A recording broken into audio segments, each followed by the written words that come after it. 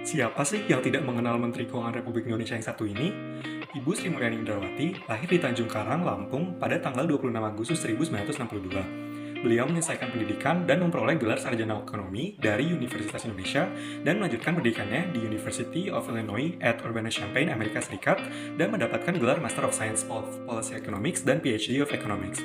Spesialis penelitian keuangan publik, kebijakan fiskal dan ekonomi, beliau terpilih menjadi eksekutif direktur pada International Monetary Fund mewakili 12 negara di Asia Tenggara sejak 1 November 2022. Pada tanggal 21 Oktober 2004, beliau mendapatkan penugasan pertama di kabinet sebagai Menteri Negara Perencanaan Pembangunan Nasional atau Kepala Badan Perencanaan Pembangunan Nasional. Selanjutnya, pada tanggal 5 Desember 2005, dia dilantik menjadi Menteri Keuangan. Beliau dilantik kembali menjadi Menteri Keuangan pada tanggal 27 Juli 2016 dan pada tanggal 23 Oktober 2019 dalam Kabinet Presiden Joko Widodo. Ibu Sri Mulyani merupakan seorang tokoh inspiratif yang menunjukkan nilai dasar berakhlak. Core values yang pertama adalah berorientasi pelayanan. Ibu Sri Mulyani sangat mengutamakan pelayanan yang berkualitas kepada masyarakat. Hal ini dibuktikan melalui pencapaian beliau sebagai pembina pelayanan publik terbaik dengan predikat pelayanan prima serta piala Adicita Suaka Pertiwi yang diberikan dalam acara penyampaian hasil evaluasi kinerja unit penyelenggaraan pelayanan publik tahun 2021 yang diselenggarakan oleh Kemenpan RB. Terkait sejumlah kasus yang saat ini menyerang nama Kementerian Keuangan, Ibu Sri Mulyani selalu cekatan dan solutif, serta dapat diandalkan dalam mengatasi masalah tersebut.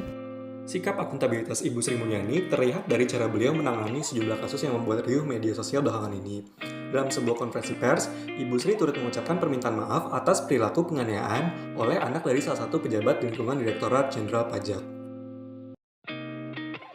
Selain itu, Ibu Sri Mulyani juga menunjukkan sikap kesediaan untuk mengklarifikasi pertanyaan terkait transaksi janggal senilai 300 triliun di lingkungan Kementerian Keuangan. Kedua hal tersebut menunjukkan bahwa Bu Sri Mulyani merupakan pribadi yang berani untuk bertanggung jawab atas wewenang yang diberikan kepadanya. Sudah tidak dapat dipungkiri lagi bahwa Ibu Sri Mulyani adalah seorang yang kompeten. Dengan segudang prestasi, bahkan skill Ibu Sri Mulyani juga telah diakui secara internasional. Beliau adalah orang Indonesia pertama yang menjabat sebagai Direktur Pelaksana Bank Dunia. Selain itu, beliau juga memiliki beberapa penghargaan internasional, antara lain Finance Minister of the Year for East Asia Pacific tahun 2020 oleh majalah Global Markets sebagai penghargaan atas upaya penanganan pandemi COVID-19 di Indonesia, serta Distinguished Leadership and Service Award yang diberikan dalam pertemuan tahunan anggota di Institute of International Finance di Washington DC pada 11 Oktober 2021. Ibu Sri Mulyani selalu menghargai pendapat orang lain, terutama mengenai instansi yang dipimpinnya. Demi membangun lingkungan kerja yang kondusif, beliau sering memberikan nasihat untuk selalu peduli dan menghargai perbedaan pendapat yang dikemukakan orang lain. Demi kemajuan bangsa dan negara melalui Kementerian Keuangan. Terlihat dari bagaimana beliau tenang menyikapi setiap pertanyaan yang diajukan, baik dari publik maupun dari negarawan. Keseluruhannya dapat dijelaskan secara baik, lugas, tegas, namun tetap harmonis. Core values yang kelima adalah loyal. Nilai loyal sepertinya tidak bisa dipisahkan dari sosok Ibu Sri Mulyani karena dedikasinya kepada negara Indonesia. Seperti yang kita ketahui, Ibu Sri Mulyani sebelumnya menjabat sebagai Direktur Pelaksana Bank Dunia pada periode 2010 hingga 2016. Bahkan, Presiden Bank Dunia pernah menyanjung Ibu Sri Mulyani sebagai Direktur Pelaksana Bank Dunia paling terhormat. Meskipun nama dan karirnya sudah bagus di Bank Dunia, namun Ibu Sri Mulyani memilih kembali dan memberikan dedikasinya kepada negara Indonesia sebagai Menteri Keuangan. Beliau berupaya membangun fondasi yang kokoh bagi struktur ekonomi Indonesia.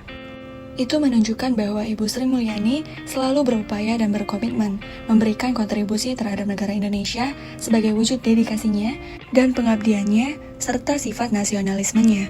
Dalam memimpin sebuah institusi pemerintah, nilai adaptif sudah sewajarnya dimiliki oleh Ibu Sri Mulyani. Beliau selalu memberikan inovasi dalam memimpin Kementerian Keuangan. Sebagai contoh, Kementerian Keuangan melalui Direktorat Jenderal Perbendaharaan meluncurkan inovasi berupa aplikasi Sakti.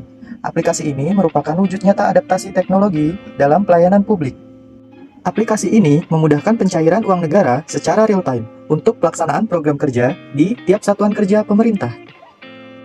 Hal ini menunjukkan bahwa pengimplementasian nilai adaptif dalam pelayanan publik dapat memperbaiki dan mempercepat kinerja ASN dalam melayani. Core values yang terakhir adalah kolaboratif. Ibu Sri Mulyani dikenal sebagai sosok yang memiliki sikap kolaboratif dalam bekerja.